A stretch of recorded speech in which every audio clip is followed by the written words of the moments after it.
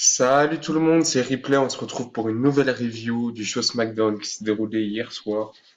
Alors aujourd'hui encore, après Raw qui était totalement dégueulasse, on a eu un SmackDown qui était pas mieux. Quand même au-dessus de Raw, mais encore trop faible, qui était vraiment dégueulasse. On a eu des matchs inutiles, je pense à celui de Becky Lynch et Peyton Ross, qui a rien fait avancer du tout. On va y revenir tout à l'heure. On va commencer cette review. Alors, le show démarre avec la team El No composée de Daniel Bryan et de Kane, si vous vous en souvenez encore, qui a démarré avec une promo. Ils sont venus dire en gros qu'ils sont de retour. Et bizarrement, il y a Bryan, je m'attendais pas à ça. Il y a Daniel Bryan qui a dit qu'il lui reproche, qui reproche à Kane d'avoir quitté leur clan un peu, d'avoir quitté leur clan. Et il y a les Usos qui arrivent et qui se moquent d'eux quoi. Et qui disent à peine vous venez d'être réunis, vous commencez déjà à vous disputer, à vous embrouiller, tout ce que vous voulez. Et la Page arrive ensuite et annonce un match pour désigner l'aspirant numéro un au titre. Comme vous le voyez à droite, il y a la petite affiche avec le match. On va y revenir après, ce sera le main event, mais il m'a pas forcément convaincu. Ensuite, on a eu encore pour la je sais pas combien de semaines consécutives, on a eu Jeff Hardy qui lance un Open Challenge et c'est The Miz qui répond puisque Nakamura est blessé à la jambe, il sera de retour pour Extreme Rules. Il affrontera Jeff Hardy pour le titre US, mais pour l'instant, c'est Jeff Hardy qui conserve son titre. J'ai mis la note de 2 étoiles, un bon match, mais je sais pas, j'étais pas emballé comme Jeff Hardy en 2008, il m'aurait sorti un match contre The Miz, je suis sûr que j'aurais mis 5 étoiles, j'aurais été content. Mais là, ça m'a pas convaincu et puis voilà, j'ai pas su quoi penser. Du coup, j'ai mis 2 étoiles. Ensuite, on a eu un concours de pancakes. Encore une fois, un concours de pancakes. Je sais plus quoi penser des New Day, franchement. Je trouve que là, ça frôle le ridicule. Moi, je viens voir du catch. Je viens pas voir des concours de pancakes. Je dis pas qu'on ne devrait pas avoir des scènes comme ça. Des scènes comme ça, tu le fais si le show est bon. Si le show n'est pas bon, tu fais pas de scène comme ça. Est-ce que vous avez vu Triple H tenter de faire un concours de pancakes à NXT UK? Non. Et NXT UK, il était largement au-dessus de SmackDown, au-dessus de Raw, au-dessus de tout. Et comment tu peux nous mettre un concours de pancakes alors que tes matchs sont totalement ridicules? Je sais pas comment ils réfléchissent, mais c'est ridicule. Heureusement, on a les Sanity qui viennent détruire les New Day. Ça a été ma seule satisfaction de la soirée. Les Sanity qui sont venus défoncer les New Day, ça c'était bien. Ensuite, on a le pire match de la soirée entre Asuka et James Ellsworth. Je sais pas qu'est-ce qu'il fait là, lui, il est ridicule. J'ai mis une étoile. Ils ont fait Asuka contre James Ellsworth. Je sais pas. Ensuite, ben, c'est Asuka qui a gagné le match. Et ensuite, non, il y a eu double décompte à l'extérieur, excusez-moi.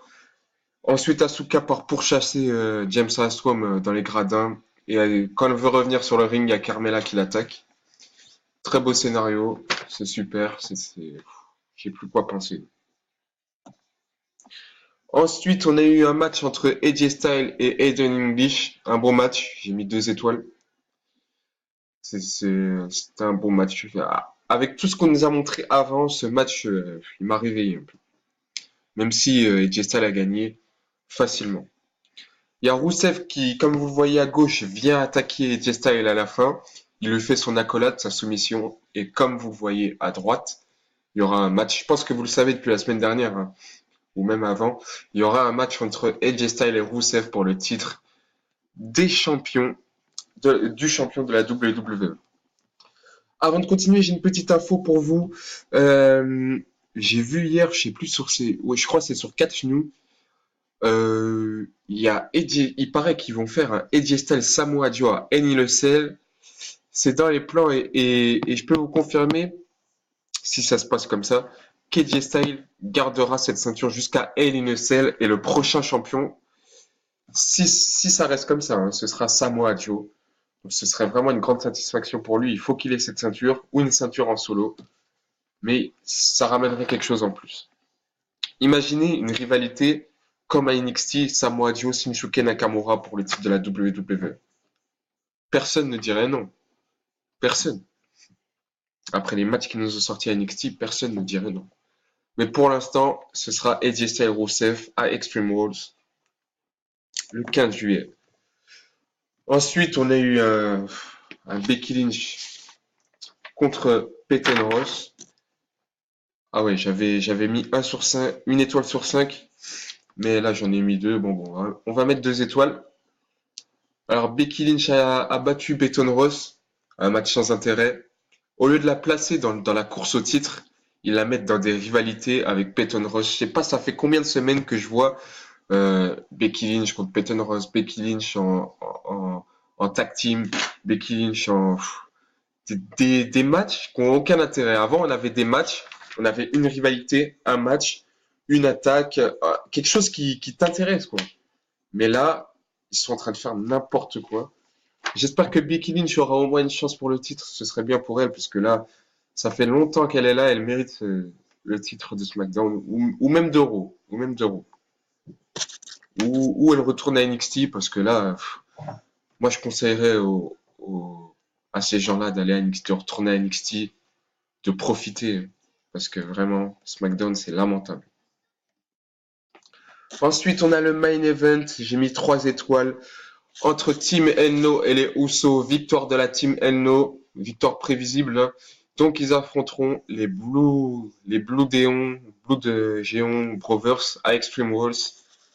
Un bon match, un bon main event, mais ouais, je vais me contenter de ça, hein. On va dire, je vais me contenter de ça. Bien les gars, c'est terminé pour cette vidéo. J'espère que ça vous a plu. Je vous ai fait un petit résumé et ainsi que j'ai ajouté mon avis aussi et j'ai noté les matchs. Je sais pas si je vais faire la review de 205 Live tout de suite. Soit elle va sortir demain en même temps qu'NXT ou vendredi, ou même dans le week-end. J'espère que vous avez aimé. Si vous avez aimé cette vidéo, n'hésitez pas à me lâcher un petit pouce bleu, de, de vous abonner si vous venez de découvrir la chaîne et de commenter, ça me ferait énormément plaisir. Ciao!